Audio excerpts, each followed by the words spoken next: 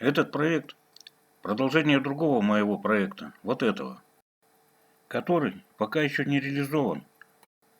И я хочу предложить заказчику вот этот второй проект. И у него будет выбор из двух проектов. Выбрать один, который ему понравится. В предыдущем проекте печь отапливалась одной топкой. А в этом проекте каждый этаж будет отапливаться отдельно.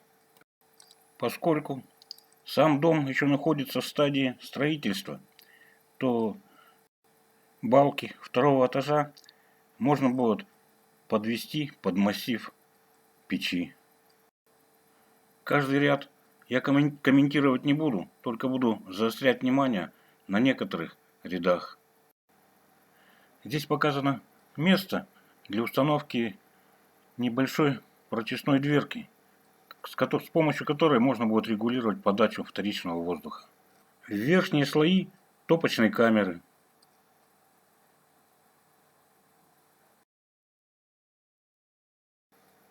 устанавливаются протяжные дверки на каналы,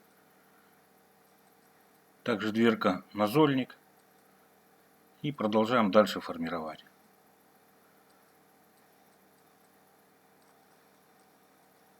В пятом ряду формируем шамотное ядро, площадку для шамотного ядра, а также делаем вырезы в шамотном кирпиче для колосника. Не забываем, что между шамотным ядром и кирпичом основным должен быть зазор. Спереди 6 мм классическое расстояние, а по бокам до 15 мм. Делается прорезь для сухого шва, а в кирпиче просверливаются отверстия и вставляются штырьки. Это потому, что здесь не будет перевязки, и чтобы кирпич держался, фиксируем его не только на раствор, а еще и на штырьки.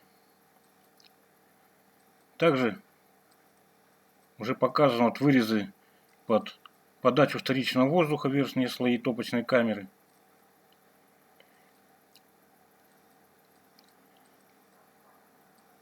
Сейчас устанавливаются балки из шамота с вырезом с таким. И спереди балка, тоже шамотная. Все шамотные кирпичи, а также эти балки лучше класть и скреплять на огнеупорную мастику. Устанавливаем катализатор.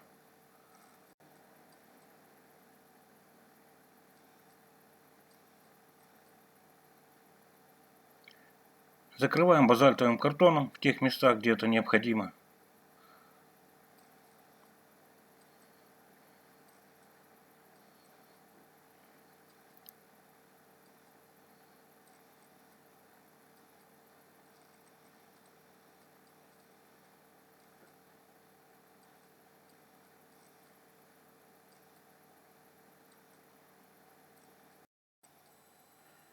Формируем место для подворота.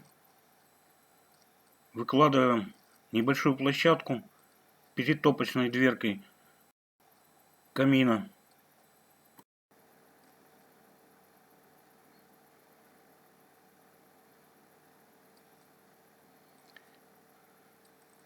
Устанавливается подворот.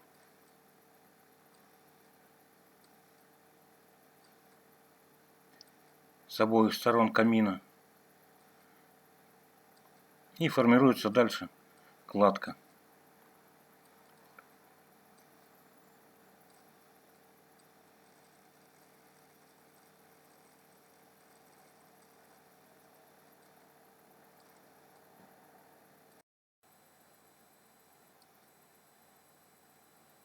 Делаем небольшой срез на кирпиче, чтобы сместиться в дальнейшем. Формируем небольшой выступ у плиты, вырезы. В вырезы кладется базальт и устанавливается плита. Укладываем еще базальт на плиту, чтобы оградить собранную балку из обычного кирпича, стянутую шпилькой. Эту балку можно также скрепить кирпичи между собой огнеупорной мастикой.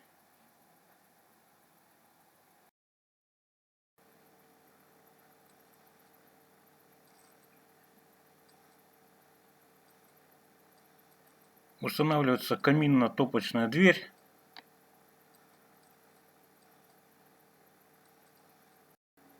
Формируется арка над дверкой. Также в этом ряду показаны выступы кирпичные, на которые будут устанавливаться шамотный кирпич, который будет отражать пламя, выходящее из хлебной камеры, и не давать нагреваться кирпичу, не давать ему лопаться. Формируем хлебную камеру, увеличивая еще катализатор.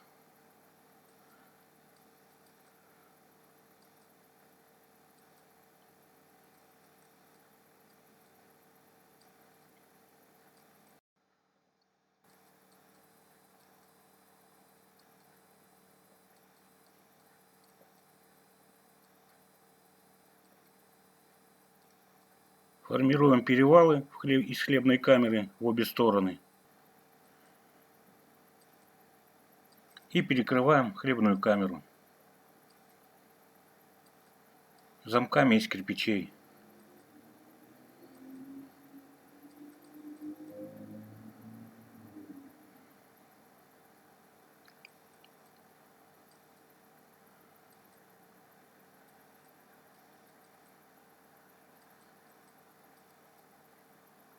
И опять устанавливаем базальтовый картон в необходимые места.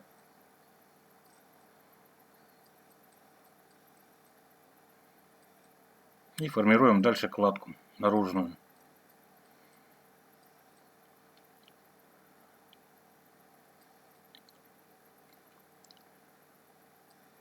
Здесь небольшие выступы под полочку у хлебной камеры.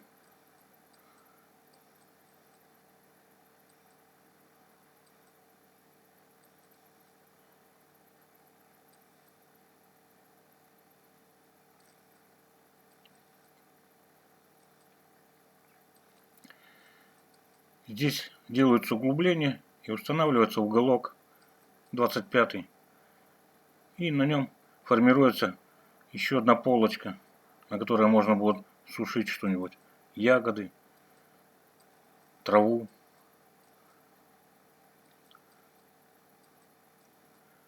Устанавливаем дверку на хлебную камеру и над ней делаем корону.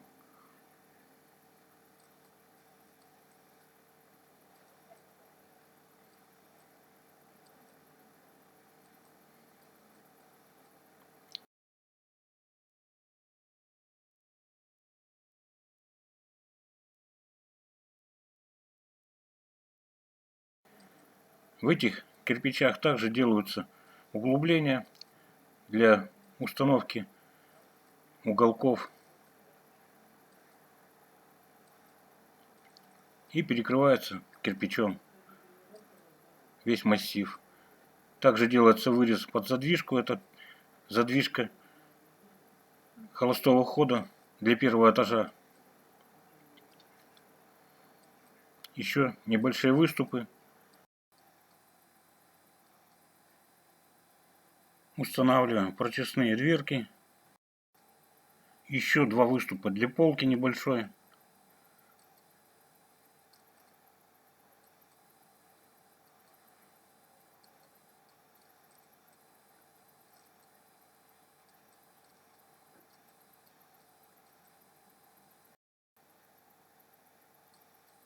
Завершаем кладку распушки.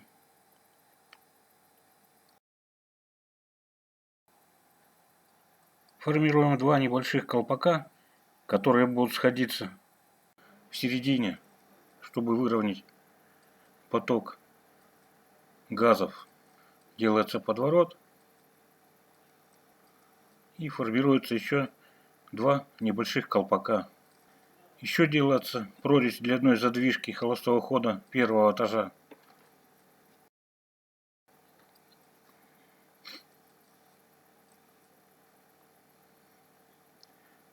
Небольшая распушка, завершающая печь первого этажа.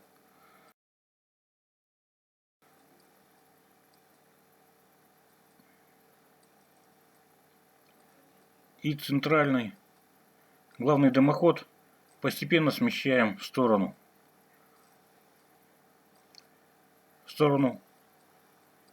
канала холостого хода.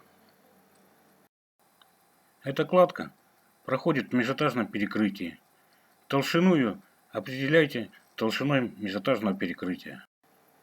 При выходе на второй этаж устанавливаем площадку для формирования камина на втором этаже.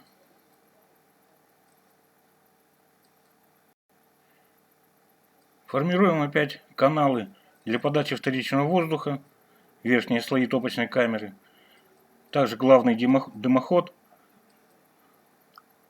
и место для дверки, с которой можно будет регулировать подачу этого вторичного воздуха.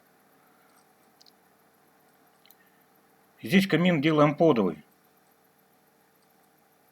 без зольника. Формируем место под ядро шамотное. Также соблюдаем все зазоры и формируем шамотное ядро. Прорези под подачу вторичного воздуха перекрываем. Топку.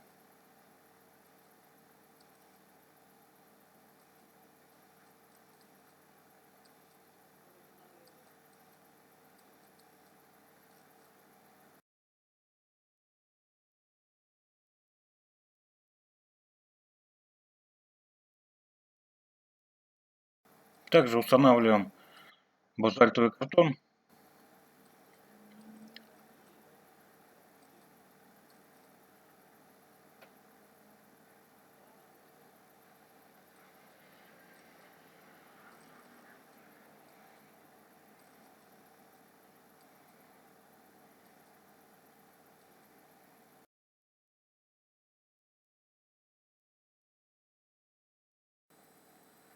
Площадка перед камином.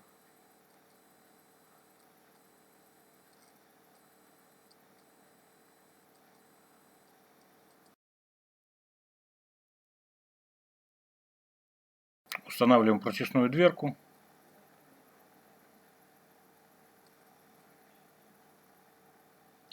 И формируем наружную кладку.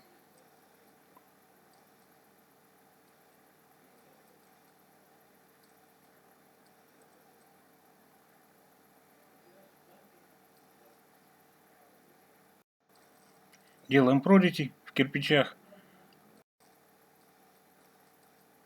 Устанавливаем еще одну каминную дверь. Над ней формируем арку.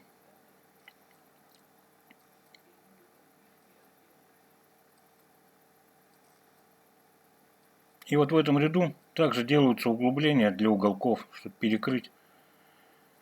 Ложится базальтовый картон. Устанавливаются уголки. И перекрываем весь массив печи.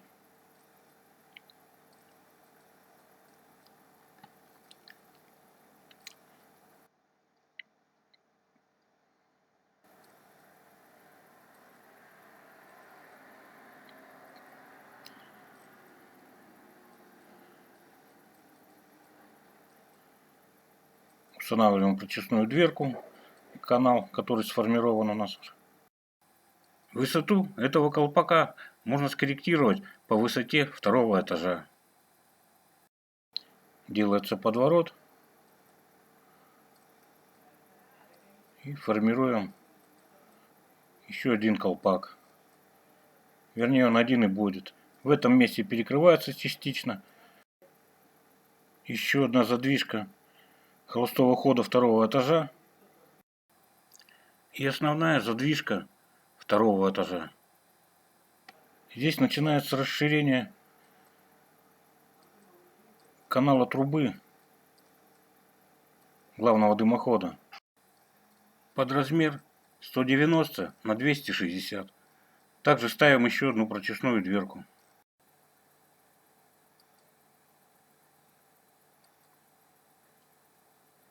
Делаем углубление под последнюю задвижку на главном дымоходе. Устанавливаем эту задвижку. И обязательно в ней просверливаем отверстие от 10 до 16 мм. Это для того, чтобы газы при остывании не попадали в дом, а уходили в главный дымоход, в трубу. Заканчиваем такой распушкой печь. Да, сама вьюшка должна свободно доставаться из корпуса задвижки. Это для того, чтобы при необходимости ее можно было почистить. Вот такая печь вышла на 2 этажа с импровизированными колоннами.